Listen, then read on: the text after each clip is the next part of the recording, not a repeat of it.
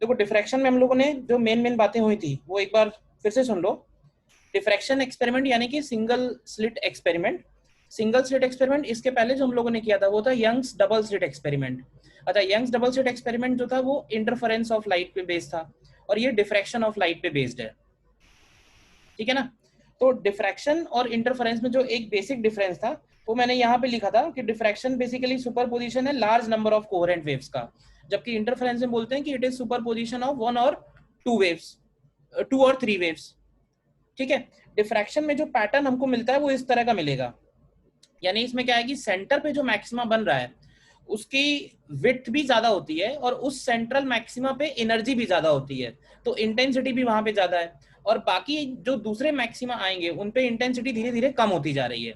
यहाँ पे जो इंटेंसिटी है वो वाईडीएसी की तरह यूनिफॉर्मली नहीं है, चेंज हो रही है, हर जगह इंटेंसिटी अलग अलग है। दूसरी जो खास बात यहाँ पे हमें याद रखने वाली थी वो ये कि इन मिनिमा की जो पोजीशन है वो हमें ध्यान रखनी है, क्योंकि मिनिमा की पोजीशन इस केस में रेगुलर आती है।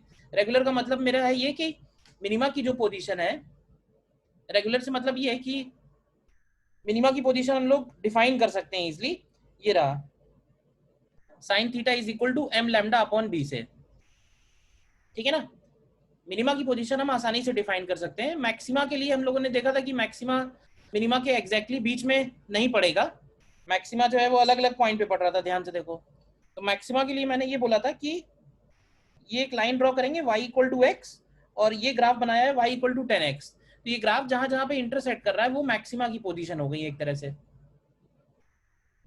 ठीक है, बोलो यहां तक कोई डाउट है तो मेन हमको यहाँ पे ये मिनिमा की पोजीशन कहाँ कहाँ पे मिनिमा बन रही है वो क्लियर रखना है।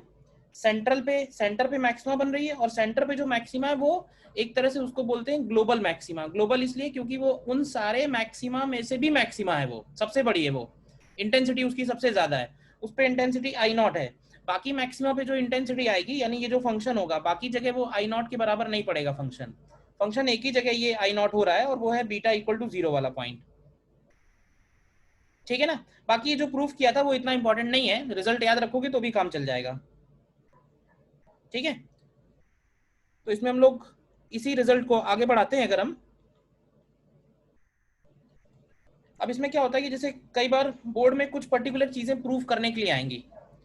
ठीक है, तो जिसमें इसी में हम लोग लिखते हैं फोर्थ पॉइंट में फ्राउनहोफर्स, नेक्स्ट हेडिंग पड़ेगा फ्राउनहोफर्स एक्सपेरिमेंटल सेटअप, और इसी में हम लोग निकालेंगे width of central maxima, width of central maxima, width of central maxima.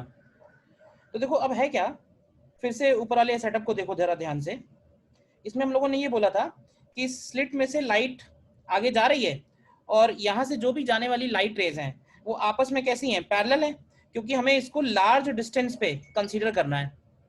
ठीक है, लार्ज डिस्टेंस पे कंसीडर करना है, पैरेलल रेज हैं, और ये पैरेलल रेज जाके सामने वाली स्क्रीन पे पैटर्न बना रही हैं।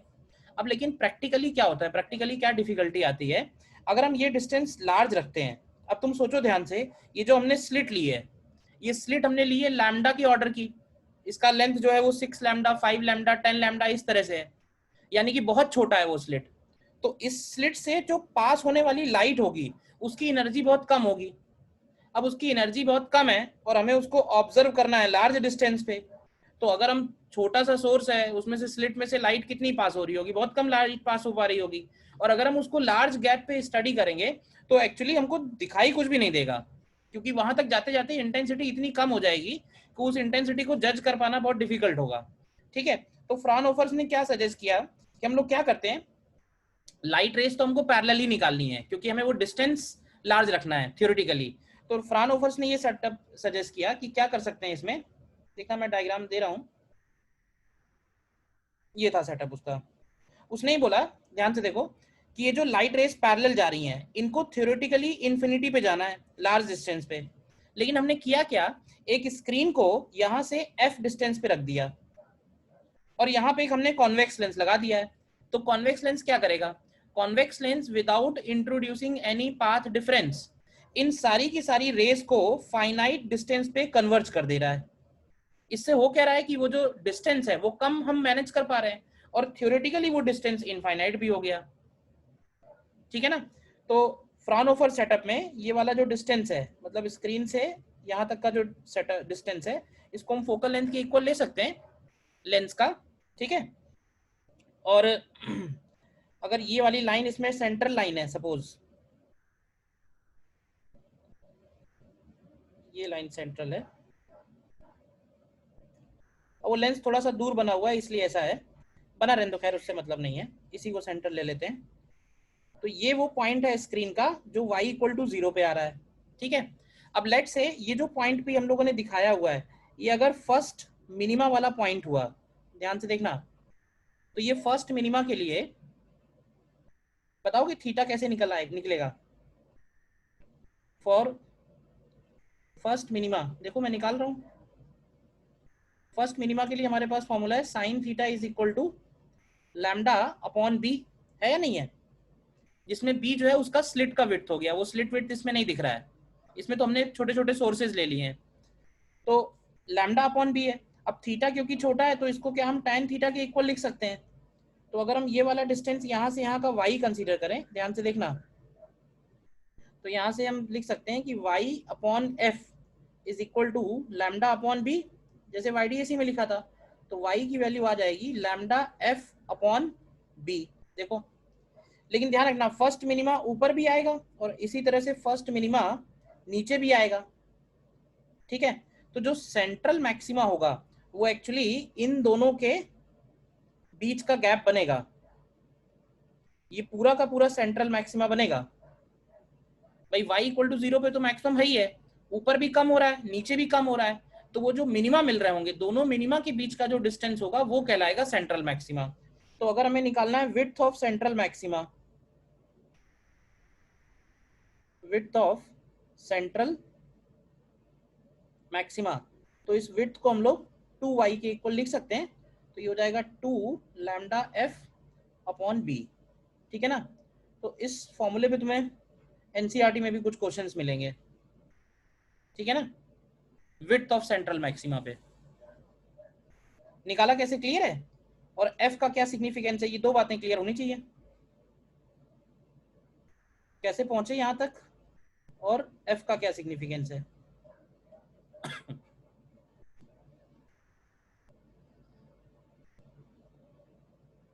ठीक है ना, इसकी कोई जरूरत नहीं, ये हम लोग पहले ही कर चुके हैं, ये हटा दो।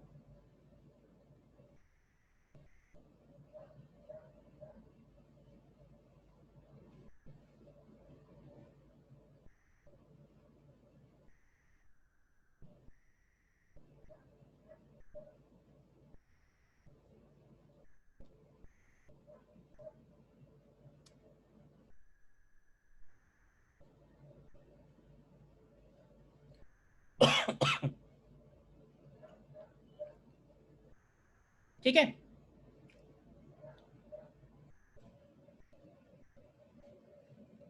अच्छा, इसके बाद क्या है, ये जो हम लोगों ने ऊपर पैटर्न लिया था, मतलब ये जो सेटअप लिया था, ये लिया था सिंगल स्लिट। याद होगा मैंने क्लियरली बताया हुआ है कि स्लिट और होल में क्या फर्क है। अगर हम लोग स्लिट लेते हैं तो वो जो सामने फ्रिंज आती है वो लॉन्ग फ्रिंज आती है, स्ट्रेट लाइन जैसी। अगर हम स्लिट ले रहे हैं तो फ्रिंज आ रही है स्ट्रेट लाइन जैसी, याद है ना। अब सपोज करो कि अगर हम यही सेम एक्सपेरिमेंट अगर हम एक सर्कुलर होल के साथ परफॉर्म करेंगे तो फिनोमेना तो यही होगा, लेकिन ये है कि सामने जो सर्कुलर फ्रिंज हमको सेंट्रल वाला जो मैक्सिमा है जो हमको स्ट्रेट नजर आ रहा था, सर्कुलर होल लेने पे वो हमको सर्कुलर नजर आएगा, यानी जो सेंट्रल मैक्सिमा होगा इट बिकम्स सर्कुलर। हाँ सर्कुलर, हाँ बोलिए क्या बोल रहे हैं। सर्कुलर डॉट्स नजर आएंगे ना, सर्कुलर होल्स की डॉट्स। हाँ, पहले जो हम लोगों ने लिया था, इसके पहले जो अभी तक किया है कैलकुलेशन, वो था स्लिट के लिए। स्लिट कैसा होता है, स्लिट एक तरह से लॉन्ग सोर्स होगा, long narrow source of light. और अगर हम सिर्फ एक होल लेते हैं, सर्कुलर होल, तो होल के केस में सामने जो मैक्सिमा हमको मिलेगा स्क्रीन के ऊपर वो भी सर्कुलर मिलेगा।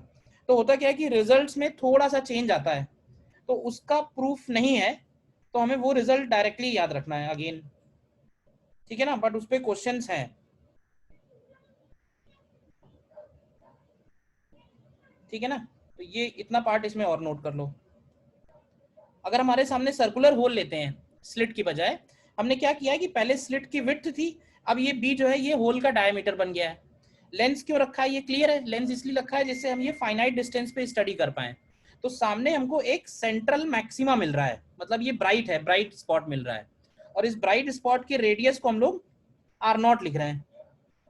ब्राइट स्पॉट का जो रेडियस है इसको हम लोग आर नॉट लिख रहे हैं, देखो ध्यान से। तो यहाँ पे जो साइन थीटा आ रहा है और जो पहले साइन थीटा आ रहा था उसमें ये 1.22 वाला फैक्टर एक्स्ट्रा है, ठीक है ना। तो ये 1.22 कहाँ से आया, तो ये इसको जब हम प्रूफ करते हैं तब वहां से आता है, तो फिलहाल वो चीज हटा देनी है, वो हमको नहीं पढ़नी है। तो ये तुम याद रखना कि 1.22 का फैक्टर ऐड हो जा रहा है, मल्टीप्लाई हो जा रहा है उसमें, जो हमारे पहले वाले रिजल्ट थे। पहले वाले रिजल्ट में sine theta lambda by B लिखा हुआ है, सर्कुलर अगर ले रहे हैं तो it becomes 1.22 lambda by B, ठीक है। और यहाँ पे तुम ध्यान से देखो, अगर हम साइन थीटा को अप्रोक्सीमेटली टेन थीटा लिखें तो टेन थीटा की वैल्यू क्या है, यहाँ से आर नॉट अपॉन एफ हो जाएगी। तो आर नॉट अपॉन एफ को जब हम 1.22 लैम्डा अपॉन बी करेंगे तो यहाँ से आर नॉट की वैल्यू देखो, ये याद है कि जो लिखा हुआ है 1.22 लैम्डा एफ अपॉन बी, ठीक है ना। और इसको हम लोग बोलते हैं, this is also called radius of diffraction disc, radius of diffraction disc. Actually हुआ क्या, अगर डिफ्रैक्शन नहीं होता, अगर डिफ्रैक्शन जैसा कुछ नहीं होता, लाइट परफॉर्म नहीं करती अगर डिफ्रैक्शन, तो हमारे सामने वाले स्क्रीन पे हमको सर्कुलर होल दिखाई देना चाहिए था बी रेडियस का, सॉरी बी डायमीटर का, क्योंकि जितना हमने गैप यहाँ पे क्रिएट किया है सामने लाइट उतने ही एरिया में पहुंचनी चाहिए थी, बाकी जगह शेडो जोन होना चाहिए था। लेकिन डिफ्रैक्शन की वजह से क्या हुआ, उसके कॉर्नर से लाइट रेज जो है वो डिफ्रैक्ट हो रही है, बेंड हो रही है, और उस बेंडिंग की वजह से सामने जो हमको नजर आ रहा है वो थोड़ा बड़ा नजर आ रहा है, यानी डिफ्रैक्शन इफेक्ट्स की वजह से वो साइज बढ़ गया। तो वो जो नया वाला साइज है वो हमको ध्यान रखना है, और उसी नए साइज को हम लोग क्या बोल रहे हैं after diffraction, it is called diffraction, radius of diffraction disc. Diffraction का सिंपल मतलब है कि हम जो कॉर्नर से लाइट की बेंडिंग ले रहे हैं थीटा एंगल पे, दैट इज डिफ्रैक्शन। तो ये एक रिजल्ट हमको और याद करना है, नोट कर लो, देखो बताओ कोई डाउट है तो।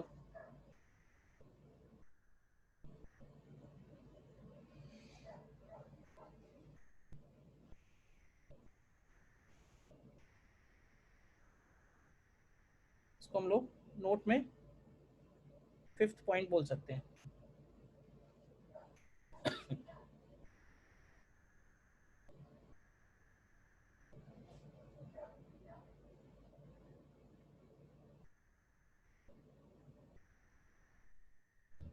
सर हाँ बोलिए। जब हम लोग वाईडीएससी में कैलकुलेशंस करते थे तो सर हाँ उसमें अगर एंगल मतलब ऐसा कुछ अजीब सा एंगल आता था जो ना कि मैक्सिमम और मैक्सिमा होता था ना मिनिमा होता था, हम हाँ लोग कहते थे कि ये फर्स्ट मिनिमा और सेकंड मैक्सिमा के बीच का होगा से। तो हाँ सर इसमें भी तो अगर सर बीच का जो निकाला है फर्स्ट मिनिमा, हाँ तो सर हम लोगों ने फर्स्ट मिनिमा से लेके वाई इक्वल टू जीरो तक की लेंथ को पूरे को सेंट्रल मैक्सिमा बोल दिया है, क्योंकि सर उसके बीच में भी तो कुछ हो सकता है ना, मतलब जरूरी थोड़ी वो केवल मैक्सिमा ही हो। हाँ, वो बात तुम्हारी सही है। मैक्सिमम इंटेंसिटी तो एक्चुअली सिर्फ एक ही पॉइंट पे है, which is theta equal to zero. उसके बाद इंटेंसिटी ग्रेजुअली कम हो रही है।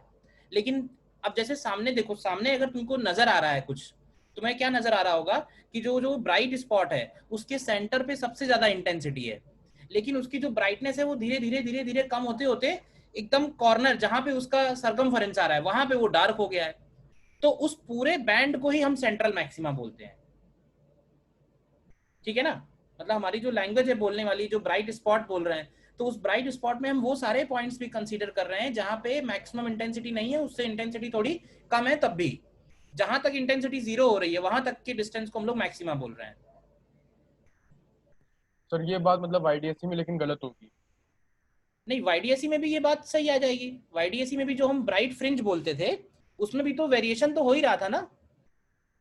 यस बट सर उसके बीच में भी कई सारे डिफरेंट पॉइंट्स होते, तो उनको हम लोग कहते थे कोई दूसरा पॉइंट है, ये एंगल इक्वल टू समथिंग। हाँ हाँ, बट वो पॉइंट जैसे अगर तुमसे कहा जाए सेंट्रल ब्राइट फ्रिंज वाईडीएसई में, तो सेंट्रल ब्राइट फ्रिंज का मतलब क्या होता था? फर्स्ट डार्क ऊपर और फर्स्ट डार्क नीचे के बीच का डिस्टेंस। लेकिन ऐसा तो नहीं है ना कि उस सेंट्रल ब्राइट फ्रिंज में हर जगह इंटेंसिटी मैक्सिमम थी। हाँ यस। सेम पॉइंट है, मतलब वैसा ही है, वो बोलने के लिए है जहां पे हमको लाइट नजर आ रही है उसको हम लोग ब्राइट स्पॉट बोल रहे हैं और उसको डिफ्रैक्शन डिस्क का नाम दे रहे हैं। Okay sir. ठीक है। Yes sir.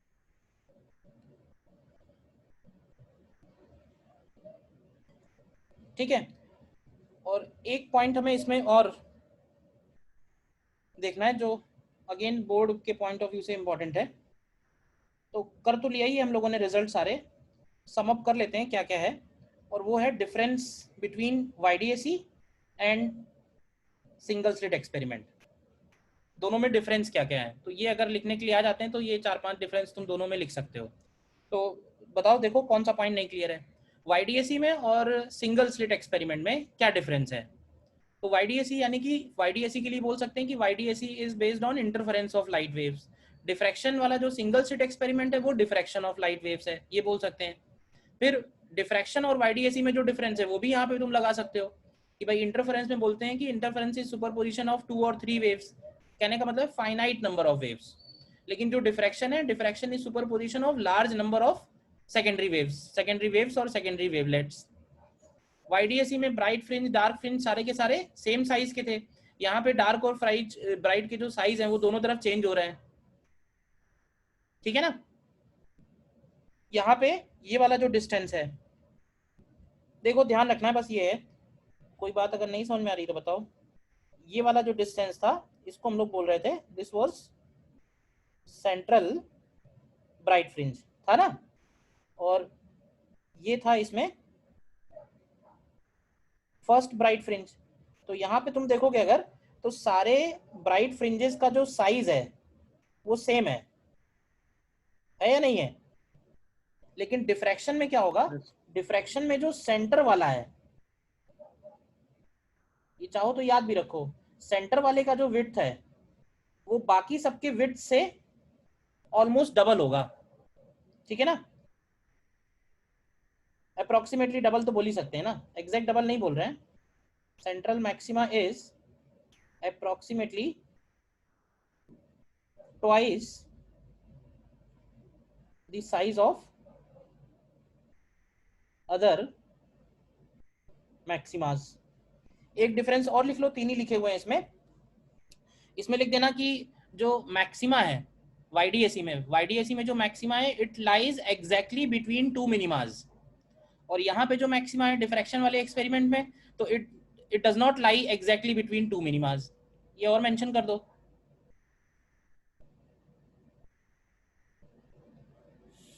और कोई डिफरेंस जो तुम्हें दिख रहा हो?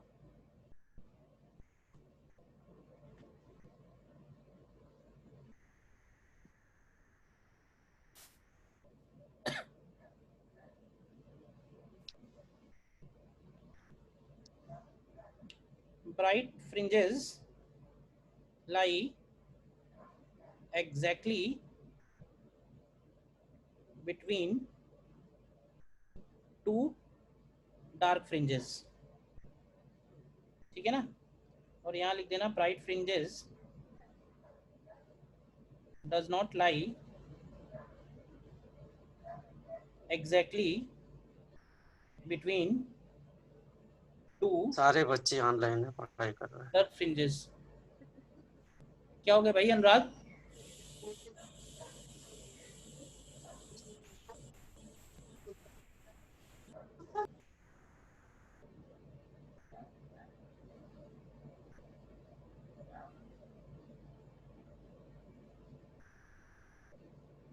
क्लियर है डिफरेंस? बोलो।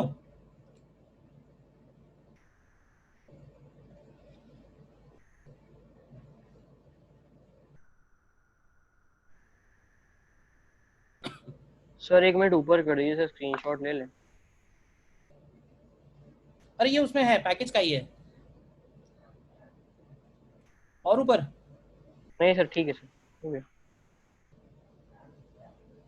सर आप पिक्चर्स भी सेंड कर दीजिएगा। ठीक ठीक, भेज दूंगा। डिफरेंस याद रहेंगे ना?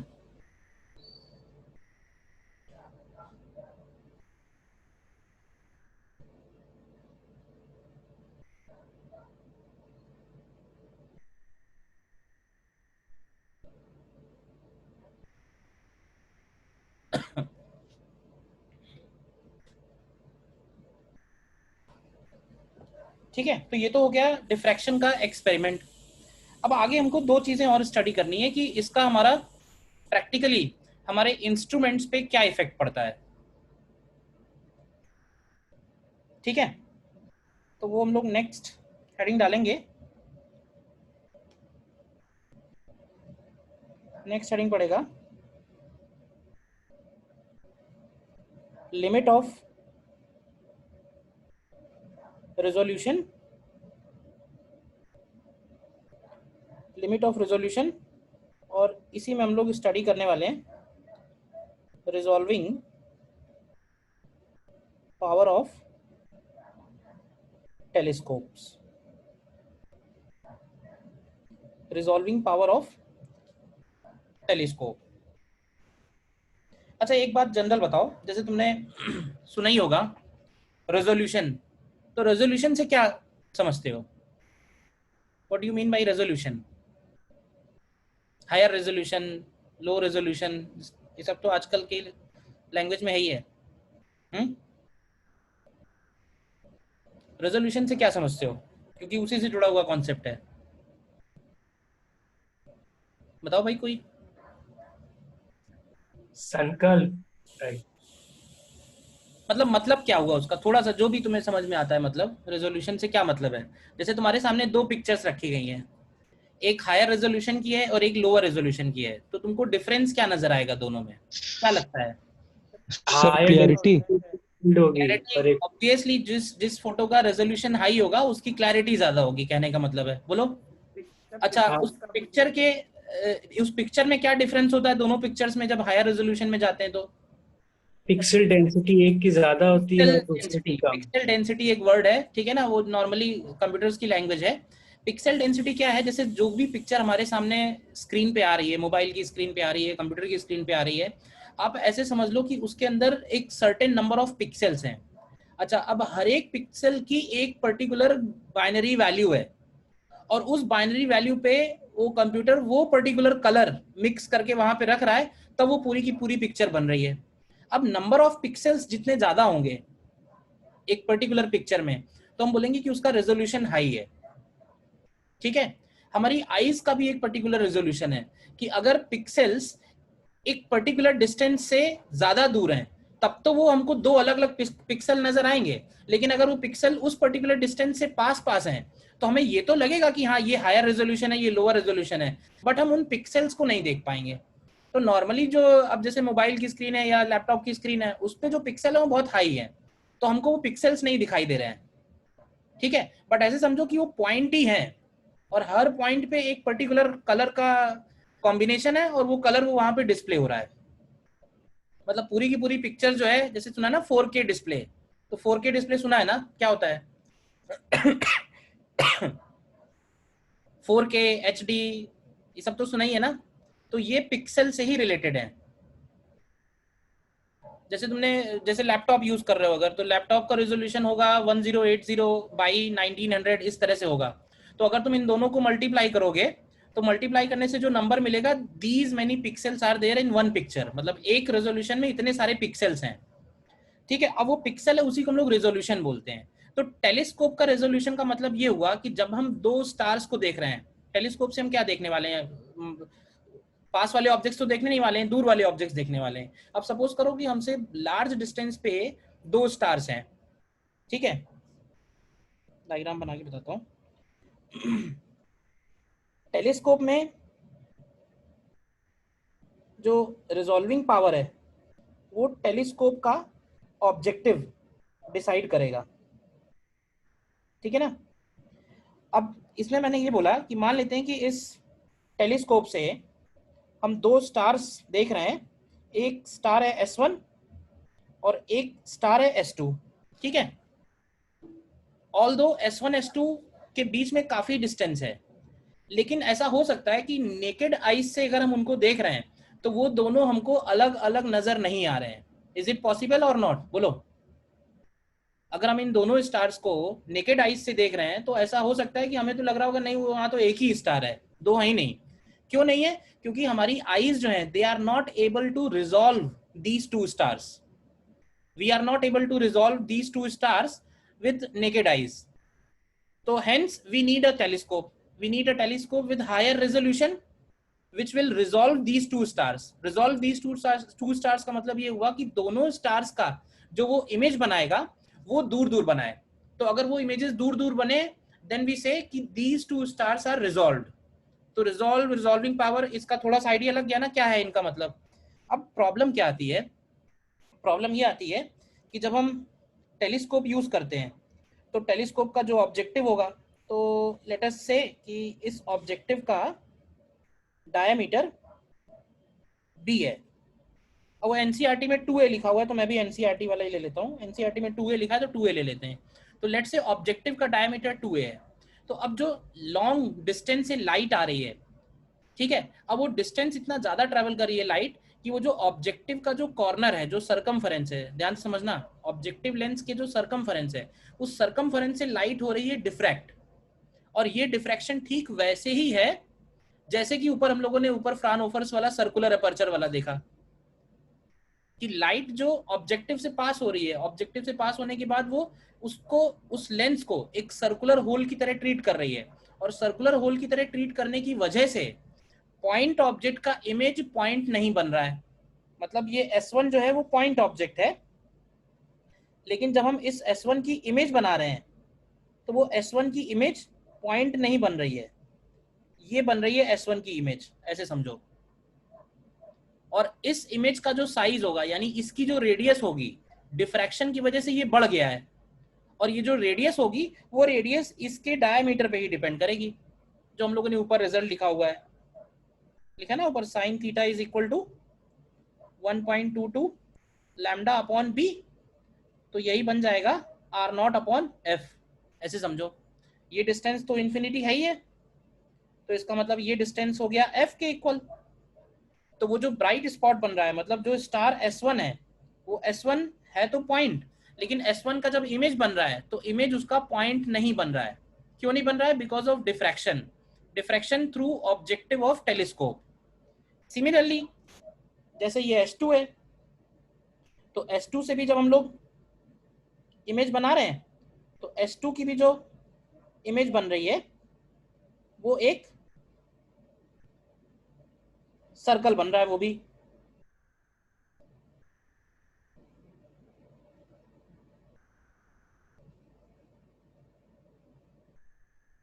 इस तरह से। S2 की इमेज भी एक सर्कल बन रही है, S1 का इमेज भी एक सर्कल बन रहा है। देखो ध्यान से, तो हमको जो नजर आ रहा है ना, हमको ये नजर आ रहा होगा, हमको नजर आ रहा होगा कि दो ब्लर्ड से सर्कुलर स्पॉट्स हैं, थोड़ा पास पास है। बट अगर हमको इस ये सिचुएशन नजर आ रही है तो ये बताओ क्या हमको S1 S2 रिजॉल्व हो गए या नहीं होगा रिजॉल्व? अगर हमको कुछ इस तरह का नजर आए, दो सर्कल मत बनाओ, तुम ऐसे सोचो कि तुम्हें जो नजर आ रहा है वो ये है, ये भी एक ब्राइट स्पॉट नजर आ रहा है और ये भी एक ब्राइट स्पॉट नजर आ रहा है, ठीक है ना। वेवलेंथ तो सेम ही है, तो दोनों हमको सेम कलर के ही नजर आएंगे। अगर हमको इस तरह से कोई ऑब्जेक्ट नजर आ रहा है तो क्या ये गैस कर पाओगे कि हमें ये दो नजर आ रहे हैं या एक ही नजर आ रहा है? क्यों भाई, क्या लगता है? दो अलग अलग नजर आ रहे हैं ना। तो इस सिचुएशन को हम लोग बोलते हैं कि हाँ, इस सिचुएशन में इस टेलीस्कोप ने इन स्टार्स को रिजॉल्व कर लिया है, दे आर रिजॉल्व। तो रिजॉल्व की कंडीशन क्या होती है वो आगे लिखते हैं। तो देखो, अगर ये जो हमने दो स्टार्स बनाए हैं, सपोज अगर इनके सेंटर्स के बीच का डिस्टेंस, ऐसे समझना, इनके सेंटर्स के बीच का जो डिस्टेंस है d, और इनका रेडियस अगर हम ले लें R0, तो अगर d की वैल्यू R0 से बड़ी है then they are well resolve. Well resolve का मतलब समझ गए। लेकिन अगर मान लो कि इनके सेंटर्स का डिस्टेंस, सपोज ये सिचुएशन है, अगर इनके सेंटर्स के बीच का जो डिस्टेंस है, if d is less than r naught, then they are not resolved। समझ गए ना। अब दो सर्कल बन रहे हैं, एक के ऊपर एक बन रहे हैं, तो हमको दो नजर ही नहीं आएंगे, हमको तो एक ही नजर आएगा वो। ठीक है ना। तो कंडीशन क्या है, कंडीशन ये है कि अगर हम ऐसी एक सिचुएशन बनाएं कि एक का सेंटर और इनके सेंटर के बीच का जो डिस्टेंस है, अगर ये distance if d is exactly r naught की इक्वल हो जाए, then they are just resolve. ठीक है। तो अगर हम लोग मिनिमा की कंडीशन बनाएंगे तो हम लोग ये बोलेंगे भाई कम से कम ये सिचुएशन तो होनी ही चाहिए। ठीक है ना। वैसे तो हमें वेल रिजॉल्व की सिचुएशन में होना चाहिए, बट अगर जस्ट रिजॉल्व भी है तो भी हमें दो अलग अलग स्टार्स नजर आएंगे। अब ऐसे देखो कि इस सिचुएशन में आने के लिए एंगल क्या होना चाहिए। तो देखो अगर हम इस सिचुएशन में आना चाहते हैं तो ऐसे देखो कि S1 और S2 इनके बीच का जो एंगल है थीटा आर, ये वाला एंगल थीटा आर, ये लेंस की लोकेशन हो गई, और यहां से यहां का जो डिस्टेंस है ध्यान से देखो तो ये हो गया एफ के इक्वल। ठीक है। तो for telescope objective to just resolve the stars, तो जस्ट रिजॉल्व करने के लिए ये जो थीटा का मिनिमम वैल्यू आएगा, जिसको हम लोग थीटा आर कह रहे हैं, तो ये कह रहेंगे हम लोग this is equal to D upon F, और डी की वैल्यू आर नॉट के इक्वल है तो ये आर नॉट अपॉन एफ आएगा। और ध्यान से देखो तो आर नॉट अपॉन एफ की वैल्यू को हम लोग लिख सकते हैं 1.22 लैम्डा बाई 2a, तो इसको हम 0.61 लैम्डा अपॉन ए भी बोल सकते हैं। तो ये जो थीटा आर है, theta r is equal to 0.61 lambda upon a, ये एक एक्सप्रेशन निकल के आया है जो हमको याद रखना है। अगेन मैं कहूँगा नया नहीं है, वही ऊपर ही वाला थीटा है ये, और दिस इज कॉल्ड, इसी को हम लोग बोलते हैं limit of resolution. This is called limit of resolution. मतलब ये कि अगर इससे कम हुआ थीटा, दोनों स्टार्स के बीच का जो एंगल है लाइन ज्वाइनिंग का, अगर वो एंगल इस थीटा आर से कम हुआ, then this objective will not be able to resolve the two stars। फिर वो हमको दो अलग अलग नहीं नजर आएंगे।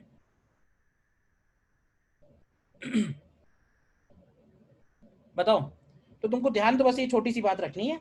What is limit of resolution? Limit of resolution is simply 0.61 lambda upon a, where a is radius of aperture of objective।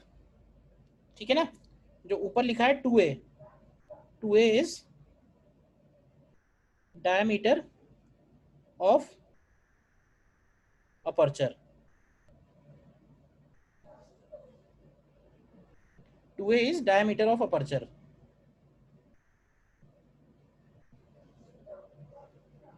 ठीक है। And what is resolving power, तो नीचे लिख देना केवल resolving power of telescope is reciprocal of limit of resolution।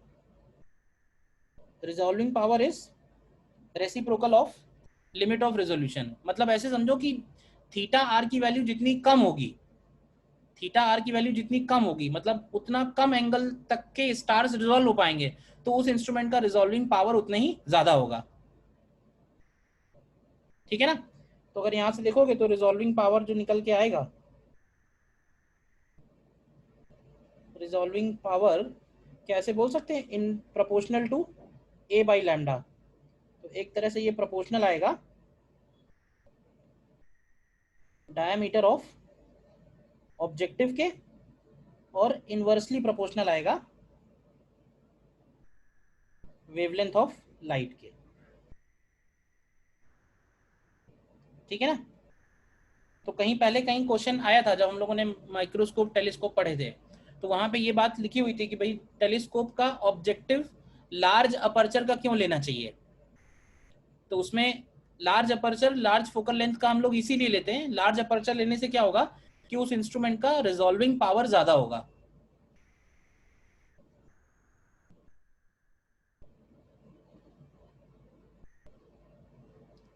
Clear है telescope.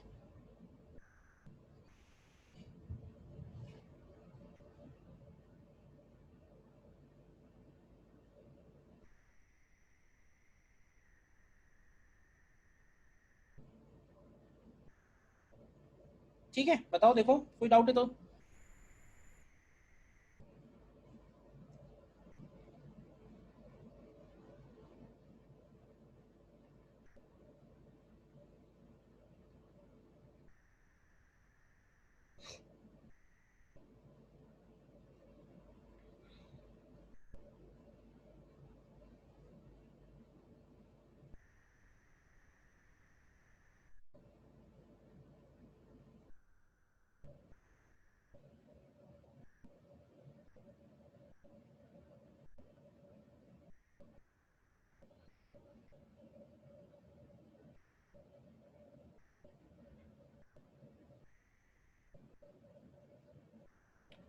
हाँ, मुझे वॉइस नहीं आ रही है आप लोगों की, पता नहीं क्या हो गया।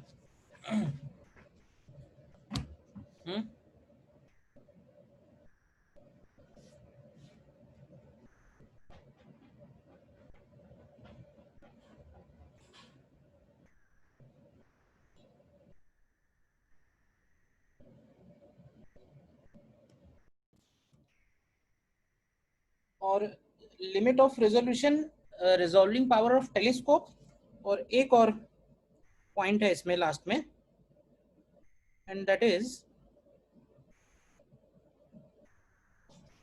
एक हेडिंग और पड़ेगा, resolving power of microscope, resolving power of microscope. अब देखो, जो प्रॉब्लम टेलीस्कोप में आई कि पॉइंट का इमेज पॉइंट नहीं बन रहा है, तो वैसी ही प्रॉब्लम माइक्रोस्कोप में भी है। लेकिन माइक्रोस्कोप और टेलीस्कोप में बेसिक डिफरेंस ये आ जाएगा कि माइक्रोस्कोप में जो ऑब्जेक्ट है वो ऑब्जेक्टिव के नजदीक होगा, और टेलीस्कोप में जो ऑब्जेक्ट था वो ऑब्जेक्टिव से इनफाइनाइट डिस्टेंस पे था। तो सपोज यहाँ पे हमने जो ऑब्जेक्टिव लिया हुआ है, इसका फोकल लेंथ सपोज f है, और तुम्हें अगर याद हो थोड़ी सी पुरानी बात कि इस ऑब्जेक्ट को हम लोग इस तरह से रखते हैं माइक्रोस्कोप के ऑब्जेक्टिव के सामने, जिससे इसका रियल एंड इन्वर्टेड इमेज बने, याद है ना।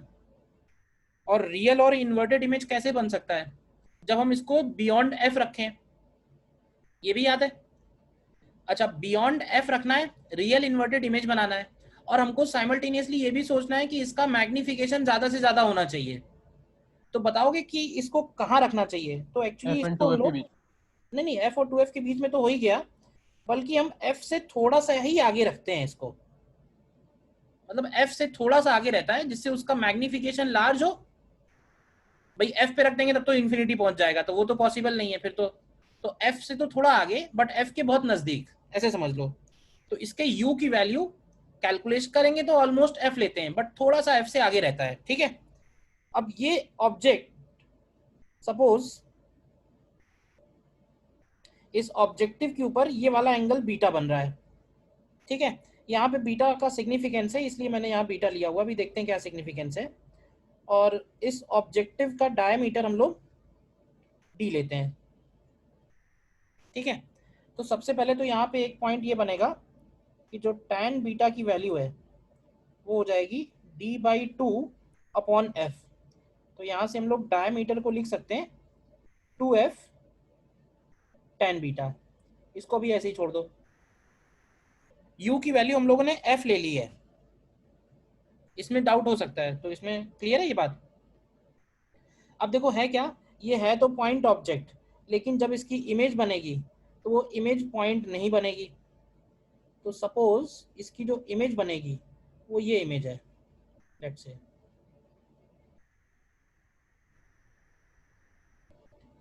ये इसका इमेज बन रहा है पूरा, ये ब्राइट स्पॉट, ठीक है, समझना ध्यान से। और ये जो इमेज बन रहा है इसका साइज एज्यूम कर लेते हैं कि लेट्स से इसका साइज कितना है। तो ये तो डिफ्रैक्शन डिस्क के हिसाब से बनेगा, ये कितना साइज का बनेगा R0 का। और मान लेते हैं कि यहाँ से कितने डिस्टेंस पे बन रहा होगा, तो यहाँ से ये सपोज v डिस्टेंस पे बन रहा है, ठीक है, v डिस्टेंस पे बन रहा है और R0 साइज का बन रहा है। तो ये हो गया इमेज ऑफ पॉइंट ऑब्जेक्ट, ठीक है। तो अब देखो, अगर हम ये चाहते हैं कि दो ऑब्जेक्ट, यहाँ मैंने सिर्फ एक ही ऑब्जेक्ट दिखाया डायग्राम में, हम ये चाहते हैं कि दो ऑब्जेक्ट जो पास पास रखे हों उसको ये माइक्रोस्कोप रिजॉल्व कर दे, जस्ट रिजॉल्व कर दे। तो जस्ट रिजॉल्व करने के लिए ये बोल सकते हैं कि उनके जो दो इमेजेस बनेंगे, यानी कि जो दो सर्कल बनेंगे, उन दोनों सर्कल्स के बीच का डिस्टेंस R0 होना चाहिए।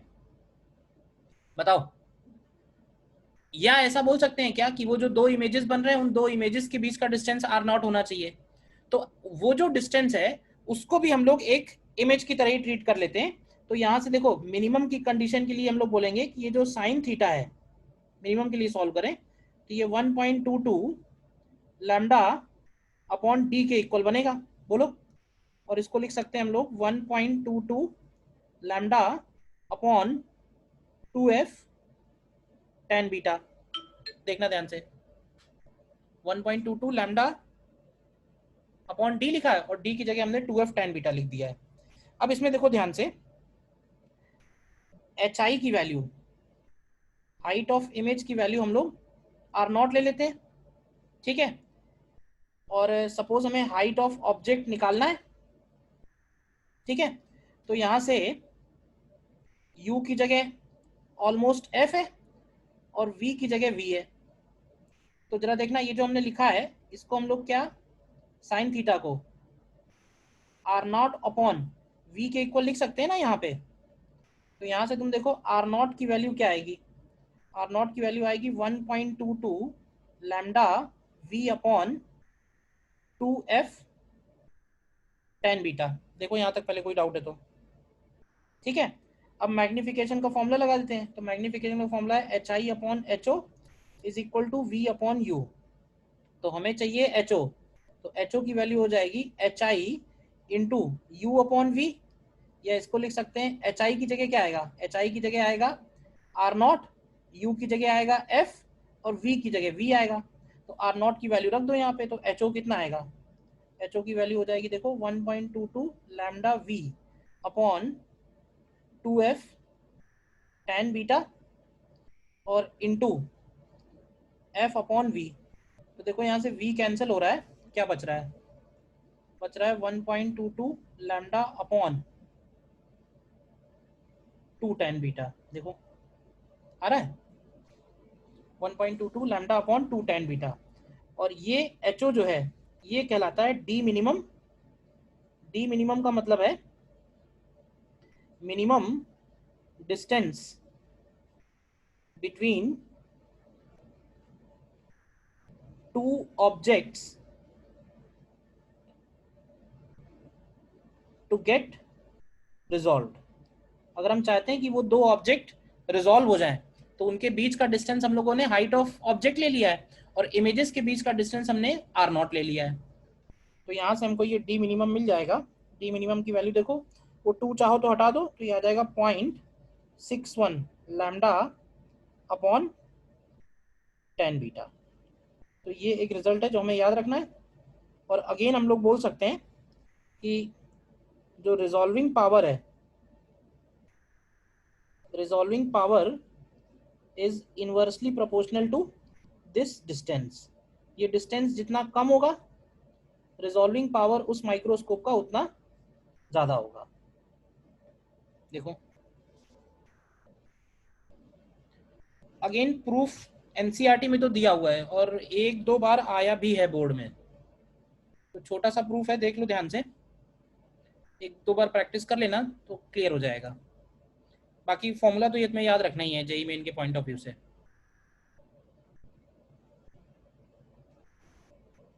ठीक है, इसी फॉर्मूले को हम एक और कन्वर्ट कर लेते हैं कि if medium between object and objective is filled with an oil of refractive index n, then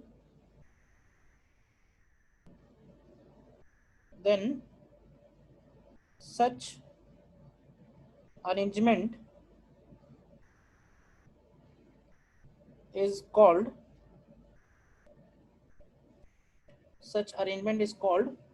oil immersion objective. Such arrangement is called oil immersion objective. और उस केस में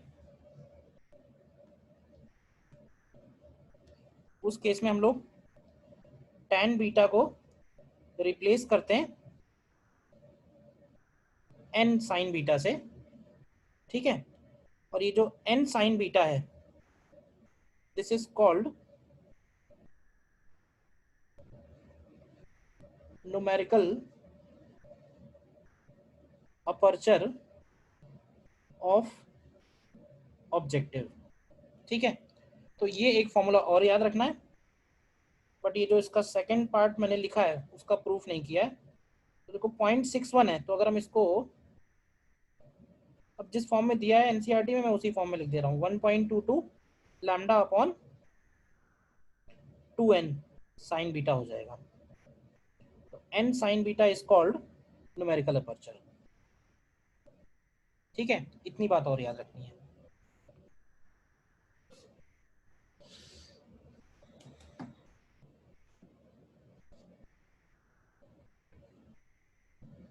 ठीक है ना, बताओ किसी स्टेप में डाउट है तो।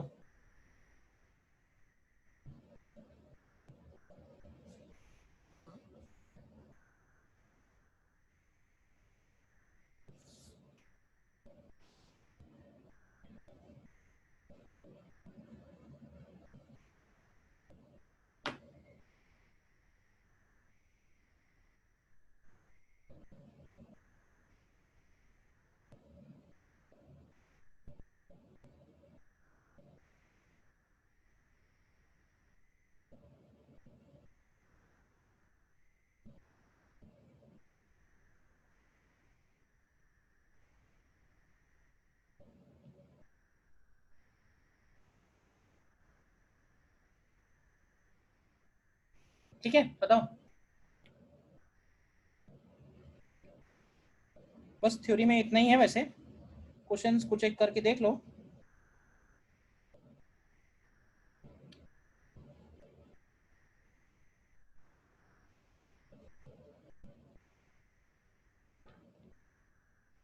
देखो क्वेश्चन, मैक्सिमम क्वेश्चन तुमको ऑलमोस्ट फॉर्मूला बेस्ड ही मिलेंगे, कुछ भी और नया नहीं है। ठीक है ना, देखो इसको ट्राई करो।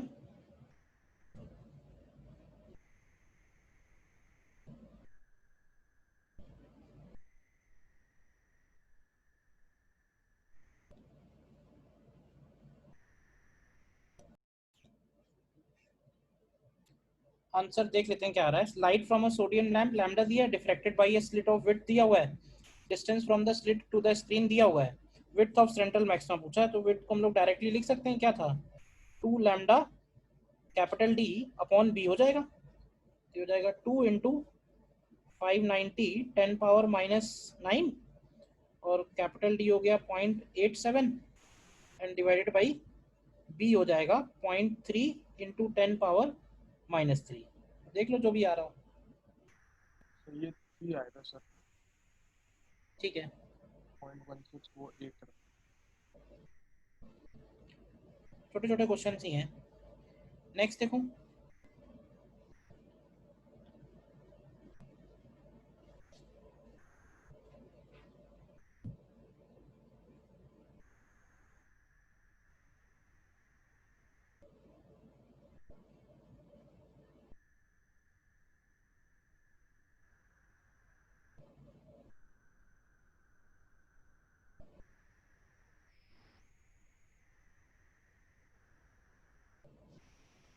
इसमें भी सर्कुलर वाला केस है, लेकिन ध्यान रखना लैम्डा दिया हुआ है 632.8 नैनोमीटर और सर्कुलर अपर्चर का डायमीटर दिया है, यानी बी की वैल्यू फिर से दी हुई है 0.5 सेंटीमीटर।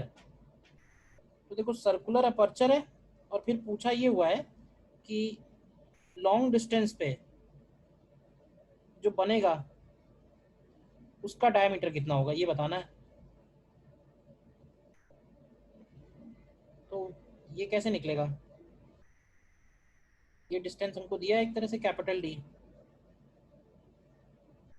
तो देखो ये वाला एंगल थीटा हम लोग लिख सकते हैं, कितना बनेगा sine theta is equal to 1.22 lambda upon B और इसको करेंगे approximately equal to tan theta और tan थीटा को लिखेंगे हम लोग। अब इसका डायमीटर अगर हम लोग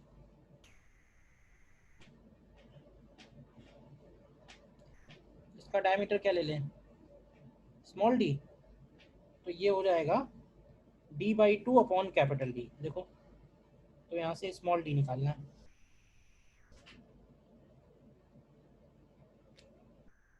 कर लोगे ना कैलकुलेशन, छोड़ दो बाकी तो क्लियर है ना। Yes sir.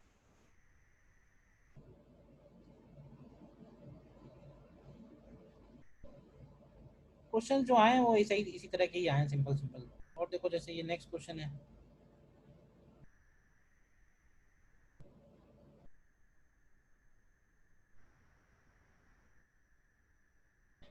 ये देखो ध्यान से,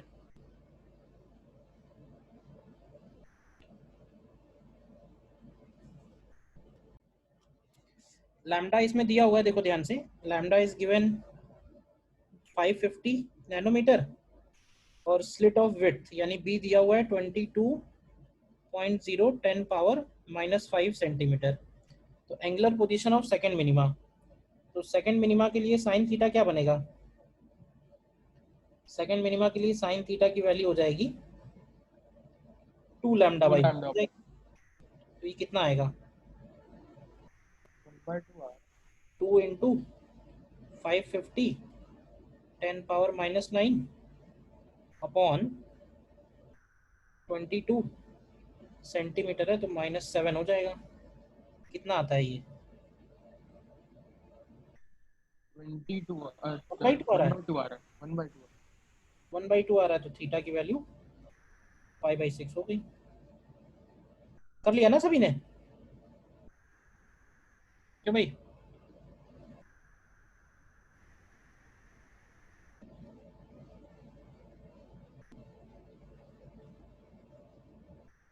और देखो नेक्स्ट,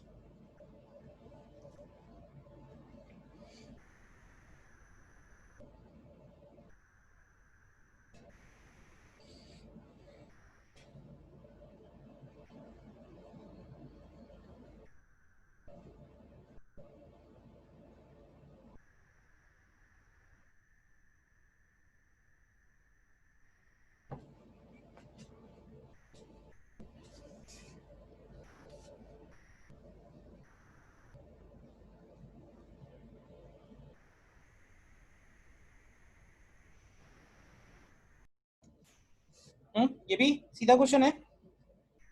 सिंगल स्लिट विड्थ मतलब बी का वैल्यू दिया हुआ है 0.1 mm, लैम्डा दिया हुआ है 6000 एंगस्ट्रॉम एंड डिस्टेंस स्क्रीन दी हुई है 0.5, तो हमें बताना थर्ड डार्क बैंड।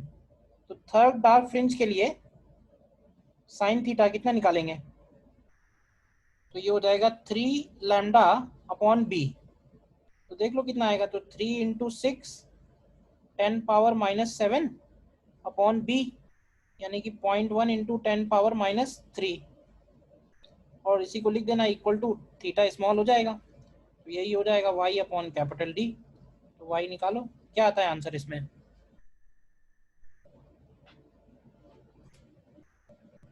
हम्म 32 का आंसर क्या रहा है? 9 mm आ रहा 9 mm आ रहा है, ठीक है।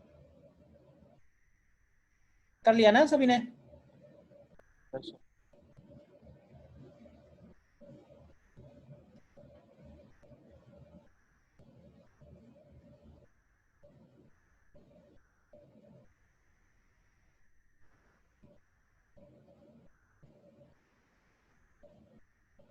और देखो नेक्स्ट,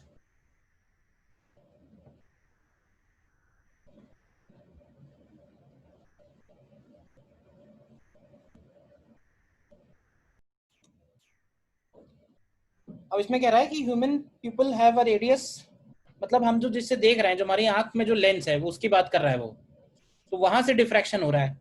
तो यहाँ पे हम लोग डायमीटर की जगह 0.25 सेंटीमीटर ले लेंगे and a comfortable viewing distance of 25 centimetre. तो ये एक तरह से कैपिटल डी हो गया, या एफ ले ले, 25, एफ नहीं लेंगे, डी लेंगे, 25 centimetre. The minimum separation between two objects that human I can resolve. तो देखो लिमिट ऑफ रिजोल्यूशन निकालो, इसमें क्या आएगा, टेलीस्कोप वाला फॉर्मूला लगाएंगे। तो लिमिट ऑफ रिजोल्यूशन मतलब थीटा की वो मिनिमम वैल्यू जिसके लिए रिजॉल्व होगा, तो वो डिस्टेंस है 1.22 लैम्डा अपॉन बी। और अगर दो ऑब्जेक्ट्स के बीच में मिनिमम डिस्टेंस x ले लें और वो d डिस्टेंस पे है, तो x यहाँ से निकलेगा 1.22 लैम्डा d अपॉन b।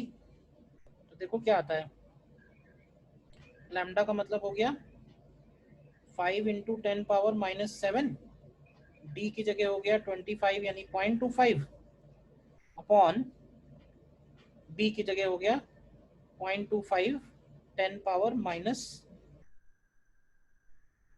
10⁻⁻2। बताओ कितना आता है, 30 माइक्रोमीटर। क्यों भाई?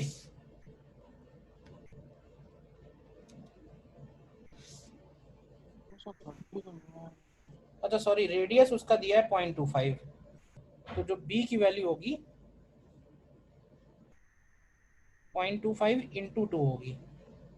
Yes sir. ठीक ठीक ठीक, सही कर लो, रेडियस दिया है ना, तो ये 0.5 आ रहा है आंसर। Yes sir. अब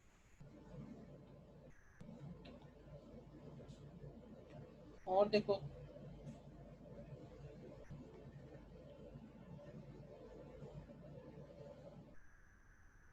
नेक्स्ट देखो,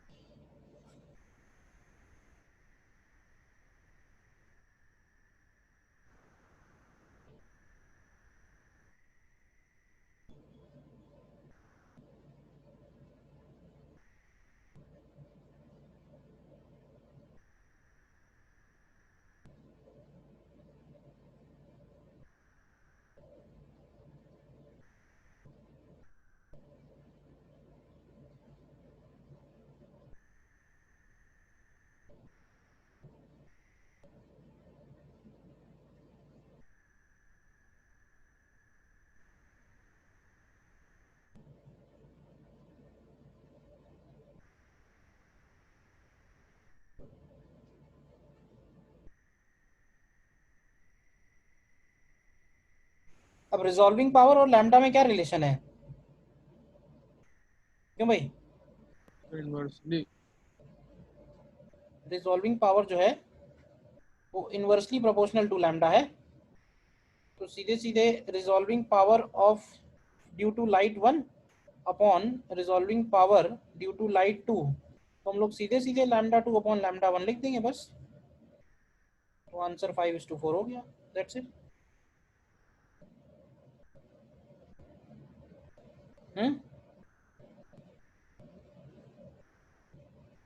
ठीक है, नेक्स्ट ये और एक देख लो बस।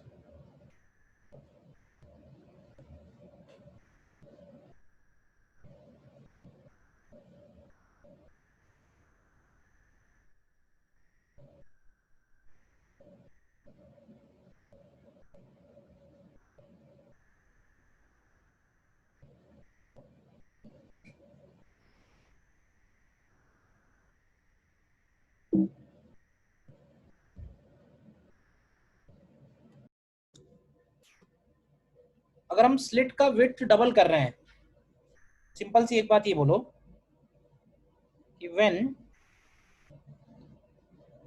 Slit width is doubled then amount of energy crossing the slit, बताओगे क्या इफेक्ट पड़ेगा?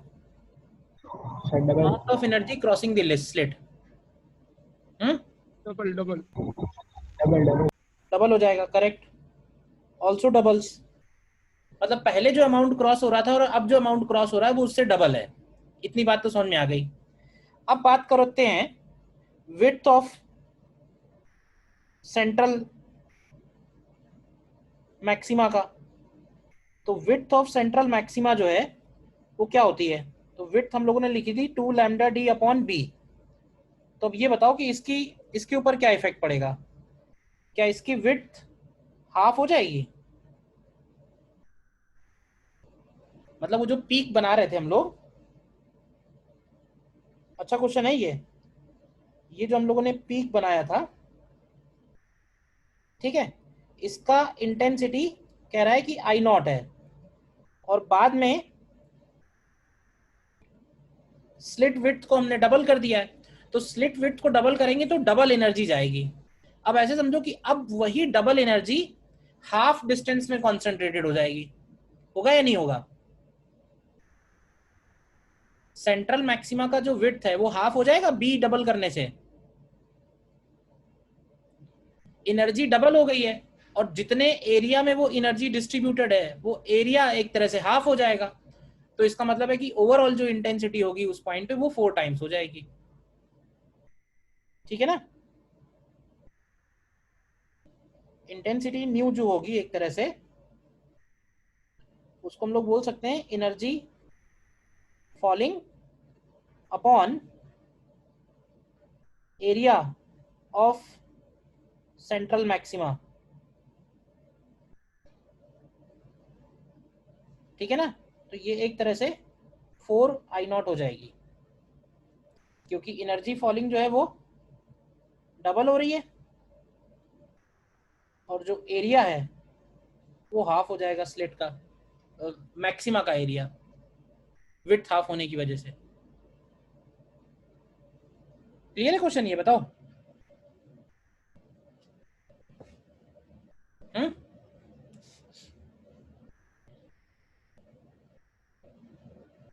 Yes sir. ठीक है ना, तो वेव ऑप्टिक्स चैप्टर यहीं तक है, ठीक है। इंटरफेरेंस एंड डिफ्रैक्शन, हालांकि इसमें कुछ बुक्स में आपका माइक म्यूट हो। कह रहा हूँ कुछ बुक्स में पोलराइजेशन भी दिया होता है, बट पोलराइजेशन वाला पार्ट जो है वो हम लोग इलेक्ट्रोमैग्नेटिक वेव्स की बात करते हैं, क्योंकि उसमें इलेक्ट्रोमैग्नेटिक वेव्स का भी थोड़े से कॉन्सेप्ट यूज होते हैं, ठीक है।